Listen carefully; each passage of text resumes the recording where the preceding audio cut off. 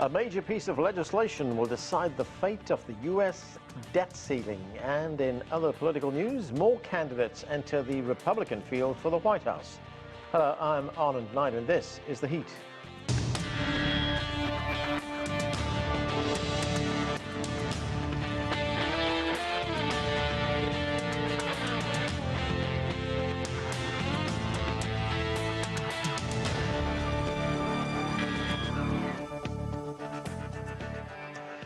So far, several Republicans have announced they're running for the 2024 presidential election. Former United States Vice President Mike Pence and ex-New Jersey Governor Chris Christie plan to join the field next week.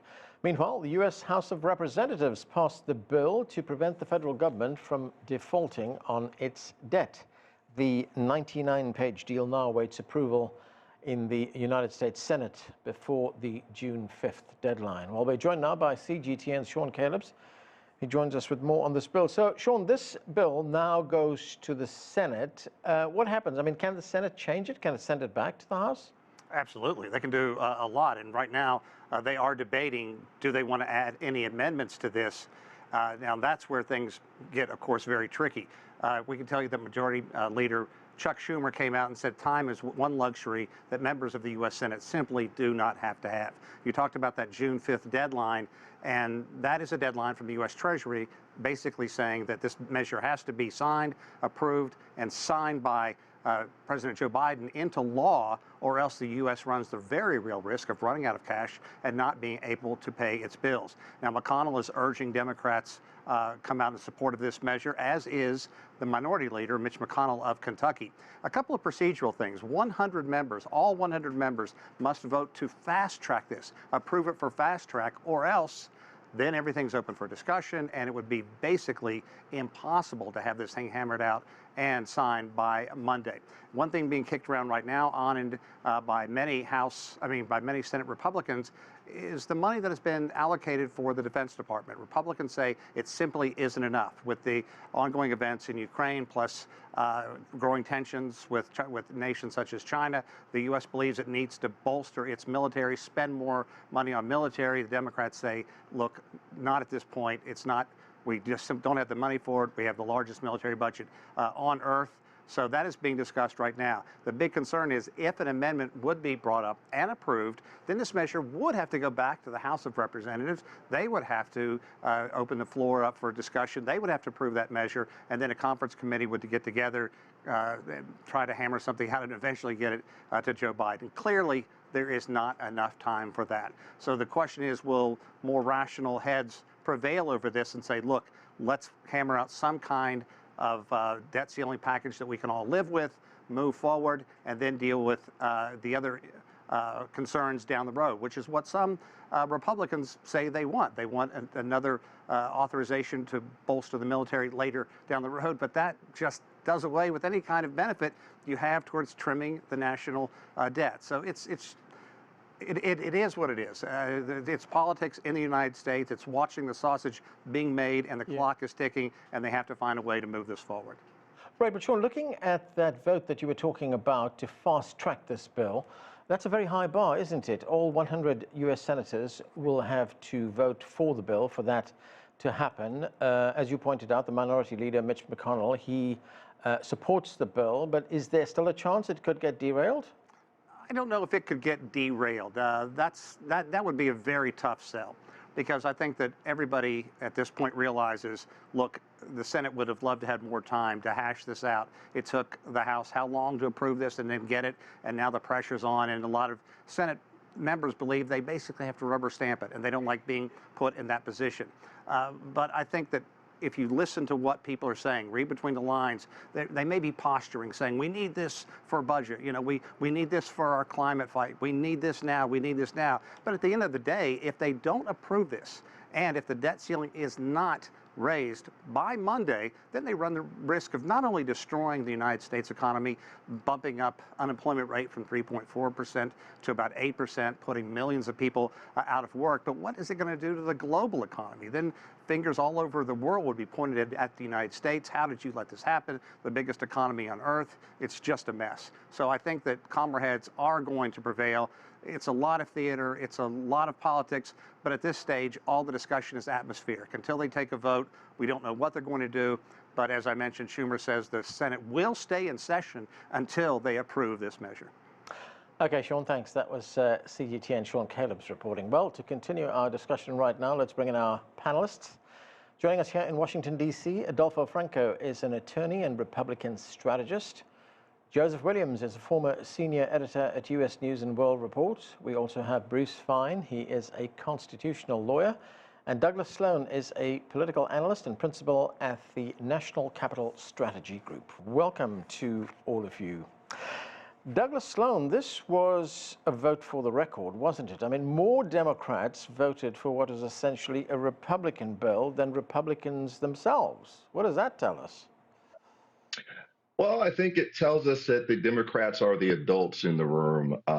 The Democrats realize the catastrophic outcomes of not passing a debt ceiling bill and allowing the United States to pay on its bills. We'd be looking at perhaps a global recession. Interest rates would spike. We wouldn't be able to pay our military salaries, Social Security. The payments from all the government agencies might get stopped. The government might shut down, and it would be a catastrophe. So they realize that we need to move forward. We need to maintain our credit rating, which would also be in danger if we defaulted on our debt. And, this brinksmanship every 6 months or a year on the debt ceiling is silly. We're the only Western nation besides Denmark to maintain a debt ceiling, and their debt ceiling is far beyond what they've ever approached. So at this point, it's archaic. It's been around for about 105, 106 years, I believe it was. It came about by Woodrow Wilson in 1917, and it's just silly in these hyper-political partisan times to have these fights on a biannual basis and run the real risk of defaulting on our debt and plunging into a recession. At this point, we should do away with the debt ceiling and just tie it to spending, tie it to different spending increases. So, anytime there's a spending increase in Congress, the debt ceiling will go up. But we can't keep doing this. Douglas, there is agreement in the House right now, and it's working its way through the Senate. But there's also been criticism, even from the Democrats on the left, who say that this bill is going to impact the most vulnerable in society the most. There's a reference here to, for instance, the fact that there's new work requirements for food stamps, to get nutritional assistance. Is that valid criticism? It's valid, but it also expands some of those programs for veterans and for homeless people.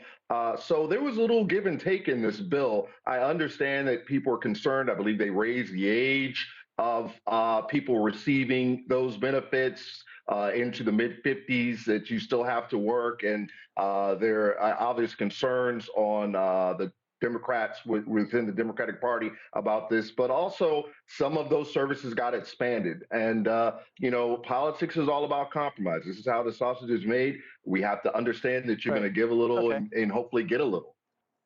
Adolfo Franco, there was an opinion piece in the Financial Times, which is a conservative newspaper, and this is the way the Financial Times described the vote. And I'm quoting here. It said, "Rarely in the history of fiscal brinkmanship has so much noise been made by so many Republicans with so little to show for it. The result is a win for Biden," unquote.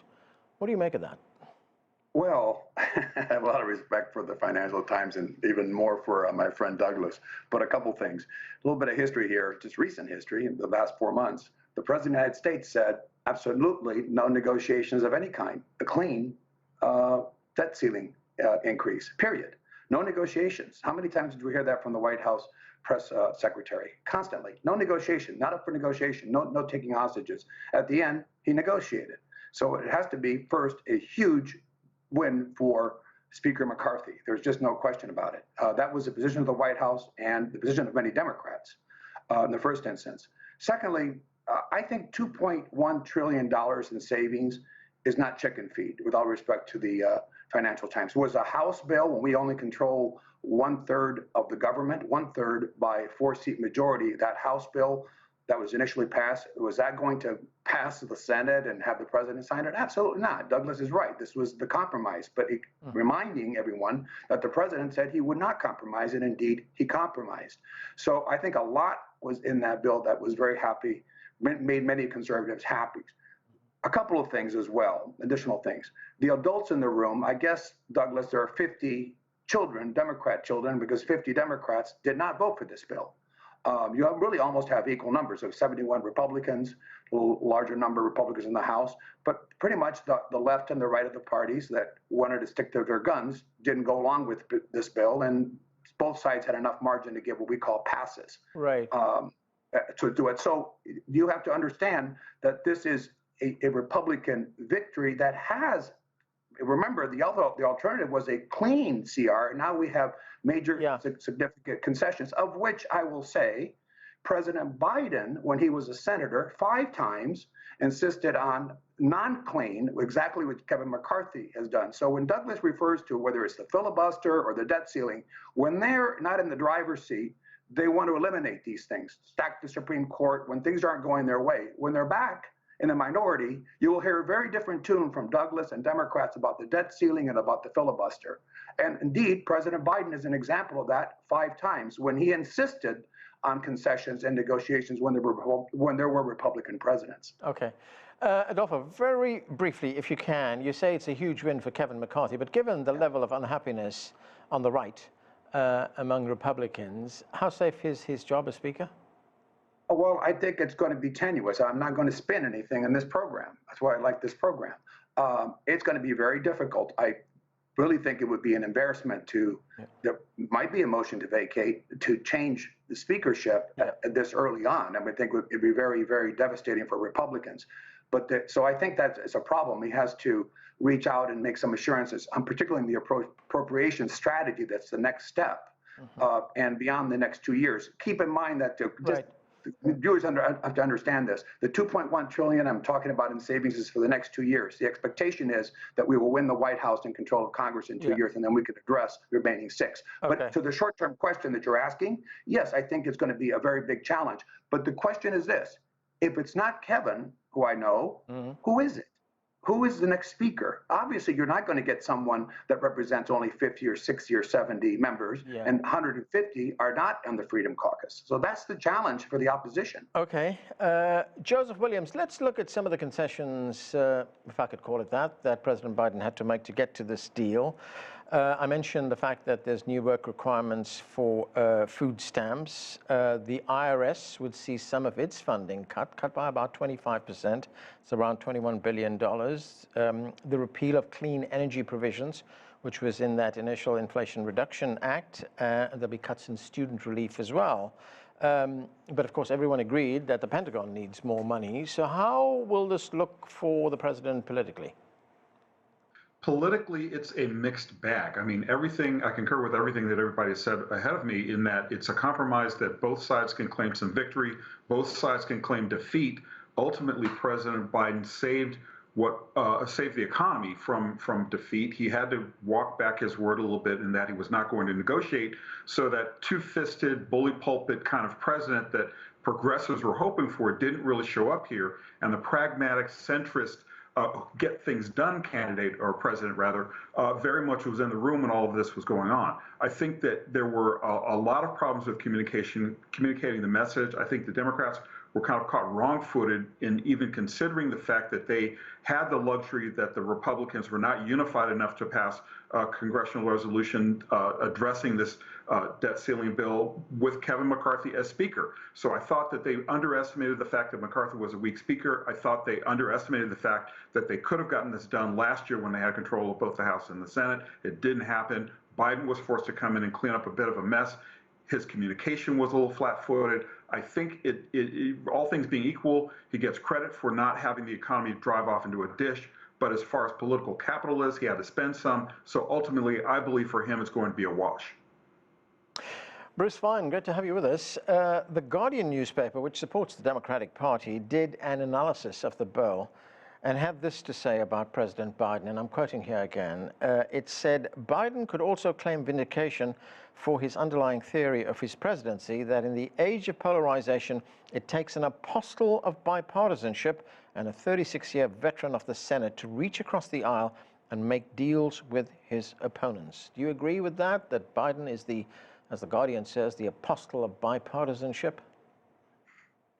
No, I don't think it's Biden. I think that in very large issues, for example, defense, which absorbs 85% of discretionary spending, there basically is no difference between Republicans and Democrats. You don't need to be bipartisan.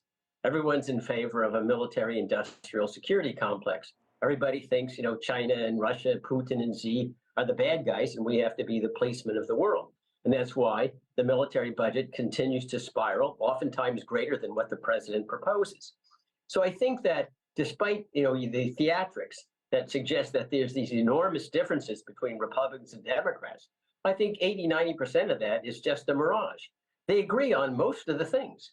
And when they talk about the Republicans demanding a $2 trillion cut, they're not talking about cutting the actual budget. They're suggesting lessening how much increase there will be in the national debt. Now, we have a national debt now of $31 trillion and soaring. There's no budget proposed by Republicans or Democrats that are having that $31 trillion diminish. Why is that important? Because with the Fed and interest rates climbing, the carrying cost of that amount is going to rise from maybe 700 or 800 billion to over $2 trillion if interest rates on Treasury bills are like 4 or 5%. Unfortunately, the Chinese could be big losers too, because you have a huge portion of Treasury bills, maybe $1 trillion to $2 trillion. They're going to be worth less because you bought them at interest rates that were lower. Right. And so I just think this idea of bipartisanship, whatever, really doesn't get to the crux of what I think is the pathology of American politics today. We don't have a consensus about what's really needed to get the United States back on track with a booming economy, fair taxes, and work for all. And the current system is not yielding that. It seems, Bruce, that you largely agree with what the cynics sometimes say, that there aren't two parties in the United States. There's one party with two branches. Yeah, or it's a little bit like George Bernard Shaw about the United States and Britain. He once said that there was two countries with a common language, or one country with different languages. But I agree with that. I don't know whether I'd call it cynicism. I just think it's a description of exactly where we are. There's very, very little difference between the two parties on the major big issues, social issues, LGBT, abortion, whatever, yeah. But the monetary consequences and the day-to-day impact on the vast majority is de minimis. Right. On the very large issues, they're all marching one step after the other. And that's why when the Congress shifts from Republican to Democrat or vice versa, very little changes. We talk about the debt ceiling and getting rid of it. Well, when Democrats have controlled the House and the Senate and the White House, why didn't they get rid of the debt ceiling? They could do that. Just eliminate the statute by simple majority and the president signing it. They don't do that because they also know they need at least a fig leaf of discipline in order to suggest they're not too profligate. And that's why you come back with these, when we'll have 2 years respite, and then we'll have this debate again. So we'll go through the same theater, and the result will be similar to what we've seen in the last few days. Well, Douglas Sloan, getting back to the mechanics of this bill right now. So it's passed in the House, as our reporter told us. It's now making its way through the Senate. I mean, what do you expect this bill to pass in time before June 5th? Absolutely. Both leaders of both parties, rather, in the Senate are supporting this debt ceiling bill, and they are well aware that they do not have the luxury of time on this issue, that if there's an amendment and the bill gets sent back to the House, that would buttress them right up against the deadline for passing this bill and not defaulting on our bills and on our bills, which could send this world into recession, send everything into a recession. So, yeah, I am fully confident that we are going to get this passed. Both leaders are behind it. Both Mitch McConnell and Chuck Schumer are behind getting this passed. The Senate, they're much less likely and much less partisan controlled than the House of Representatives. So they're more likely to understand the gravity of the issue involved. They're going to pass this bill and we're going to move on to see another day regarding the debt ceiling. Okay, and we are going to move on as well. Adolfo, let's look at the Republican race for 2024. That's the presidential race. We have the Florida governor, Ron DeSantis, has now thrown his hat into the ring. And there have been analysts who saying that DeSantis and Donald Trump, who's leading in the polls right now, could engage in something of a slugfest for the nomination. But how do you rate the chances for the Florida governor? Well, I think he's a formidable candidate. I would not underestimate him in any shape, way, or form. It's so early, and I know that's a cliche to be used, but I remember people were talking that Scott Walker, governor of Wisconsin, very similar in many ways to Governor DeSantis, was going to be the Republican nominee because he had the right resume and the right positions. Ron DeSantis certainly has those things, as Governor Walker did. He has more money raised right now, which is important than President Trump. And anything could happen, and President Trump could falter and so forth. I think, though, you began this program with teeing it up with saying that, you have other people coming into the race, other significant figures, Governor Christie, which will be interesting in terms of slugfest. You're going to see a slugfest there with Governor Christie vis-a-vis President Trump more directly than with Governor DeSantis might be the case, and Vice President Pence. But this might be a replay of the playbook of 2016, where you have so many well-known Republican candidates that at the end, President Trump just wins because it's divide and conquer. I think President Trump is benefited by having many in the race, and I'm not sure that this is going to be a two-person race anytime soon. This will be, as you referred to, a slugfest. Right now, the criticisms that Governor DeSantis they're early, lobbed at President Trump, have not changed much in the polls. One has to remember that in many ways, not in many ways, President Trump is the incumbent in terms of the Republican Party. He's the equivalent of Joe Biden in this regard. He was president of the United States. He's still viewed as the leader of the Republican Party de facto. And therefore, his advantage is that of incumbency in many ways. And his record is really what all the other candidates have largely, if not entirely, embraced. Very difficult to see how you break out of that. Yeah. Another candidate. All right, Joseph Williams, what do you make of that? I mean, Donald Trump is way up in the polls over his competition. I mean, do you see any of the other candidates? I mean, we mentioned former Vice President Mike Pence, the former New Jersey Governor Chris Christie. There's also Nikki Haley, Larry Elder, Tim Scott is also in the race as well. What will it take for them to basically overtake Trump?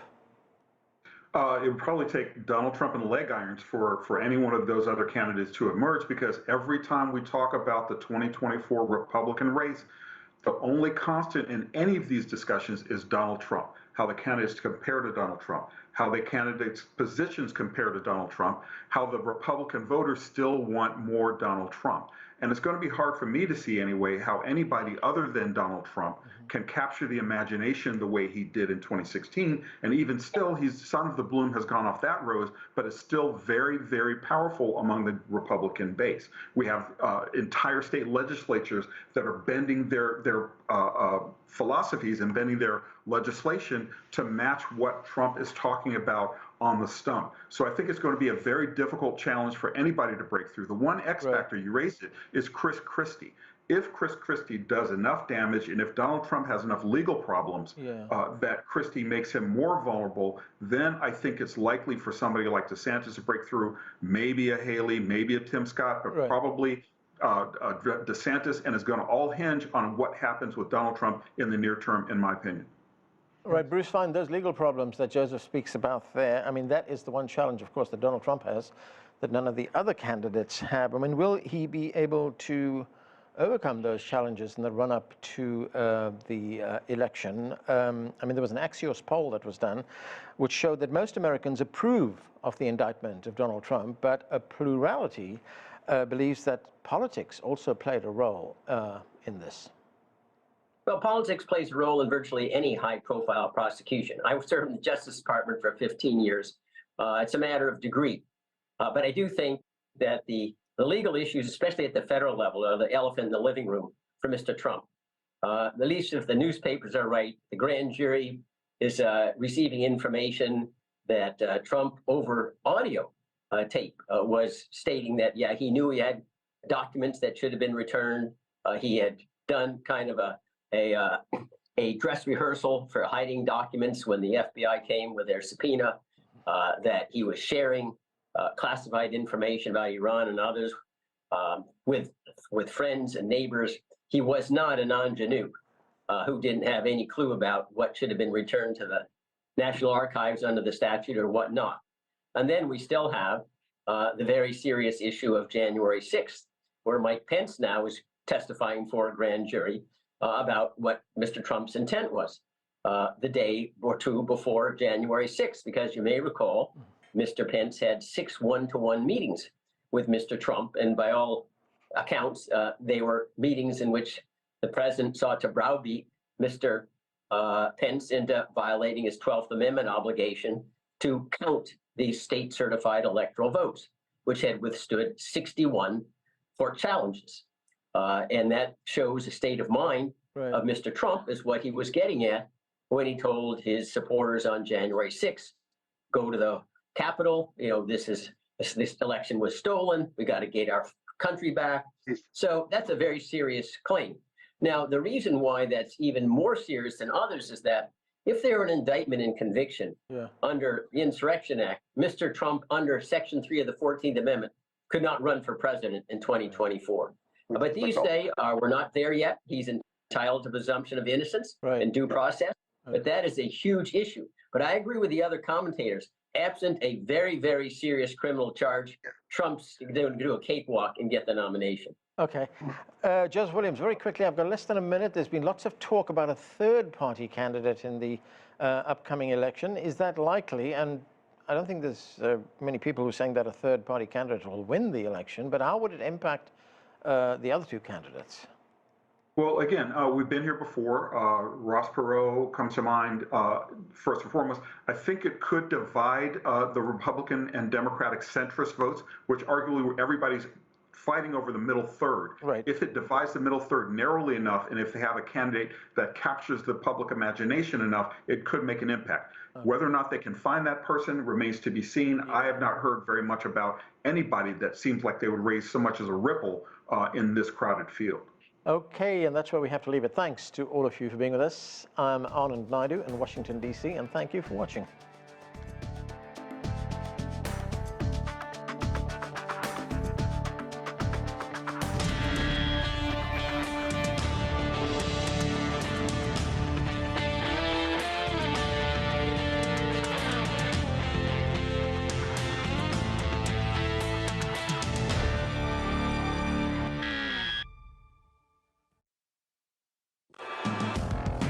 The nature of business is to bring value. Business activities in Europe, Asia, and the U.S. reach consumers globally. Trade, manufacturing, energy, high-tech, real estate, consumption.